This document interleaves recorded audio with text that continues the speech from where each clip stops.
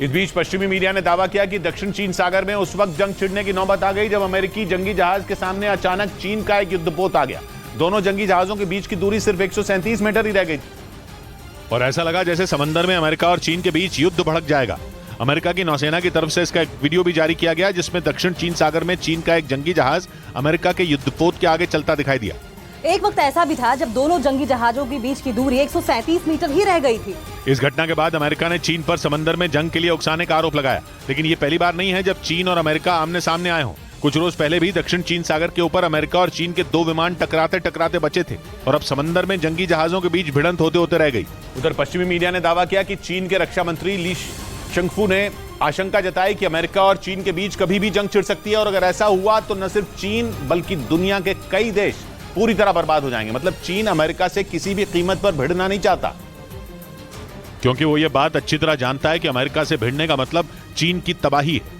जबकि ताइवान के मुद्दे पर चीन और अमेरिका पिछले साल अगस्त से ही आमने सामने है। चीन ताइवान को हथियाना चाहता है, लेकिन उसके आगे अमेरिका ढाल बनकर खड़ा है और इसी वजह से चीन चाहकर भी ताइवान पर हमला करने की भूल नहीं कर सकता। पश्चिमी मीडिया का दावा है कि इसी वजह से चीन के रक्षा मंत्री ली शिंगफू ने अमेरिका चीन टकराव पर पहली बार अपना डर जाहिर किया। सिंगापुर में सुरक्षा के मुद्दे पर 49 देशों की एक बैठक हुई जिसमें उन्होंने ये कह दिया कि अमेरिका से कभी भी जंग छिड़ सकती है और अगर ऐसा हुआ तो फिर पूरी दुनिया में तबाही आ जाएगी। इधर छत्तीसगढ़ के कांकेर में एक अनाथ आश्रम में बच्चों की पिटाई करने के आरोप में उस अनाथ आश्रम के मैनेजर को गिरफ्तार कर लिया गया। बच्चों की पिटाई का एक वीडियो भी सामने आया जिसमें एक अनाथ आश्रम की मैनेजर बच्चों को बुरी तरह पीटती हुई नजर आई। पहले उसने एक बच्ची के बाल पकड़कर उसे जमीन पर गिराया और फिर उसे उठाकर पास में ही मौजूद पलंग पर पटक दिया। इसके बाद एक और बच्ची वहां आई तो मैनेजर ने उसे भी पीटना शुरू कर दिया। उसने उसको भी बालों से पकड़ा और पलंग पर पटक दिया। अनाथ आश्रम का पिटाई का वीडियो वायरल होने के बाद पुलिस ने अनाथ आश्रम की मैनेजर को गिरफ्तार कर लिया। बताया गया कि इस घटना की शिकायत पिछले साल दिसंबर में महिला और बाल विकास अधिकारी से की गई थी, लेकिन तब कोई सुनवाई नहीं हुई और अब जैसे ही बच्चों की पिटाई का वीडियो सामने आया उस वक्त के महिला और बाल विकास अधिकारी को सस्पेंड कर दिया गया। उधर लखनऊ में अटल बिहारी वाजपेयी इकाना स्टेडियम की होर्डिंग सड़क किनारे खड़ी एक कार पर गिर गई जिससे 2 लोगों की मौत हो गई।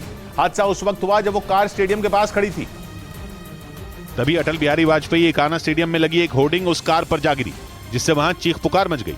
घटना की जानकारी मिलने के बाद पुलिस के कई जवान वहां पहुंच गए, जिसके बाद क्रेन की मदद से उस होर्डिंग को हटाया गया। फिर कार में फंसे लोगों को बाहर निकाला गया। आंधी आई थी, आंधी से गिरा है, बाकी आगे जांच कराई जाएगी। इस हादसे की चपेट में आए तीनों लोगों को अस्पताल में भर्ती कराया गया, जहां इलाज के दौरान 2 लोगों की मौत हो गई।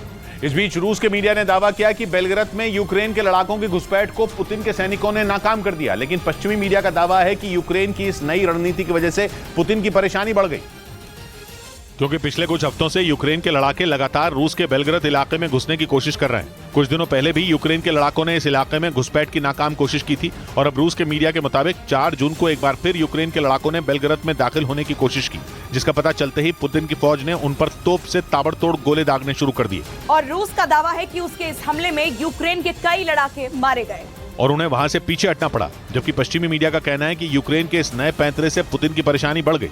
इसी वजह से उन्होंने रूस की सीमा को सुरक्षित करने के लिए वहां सैनिकों की तैनाती बढ़ा दी।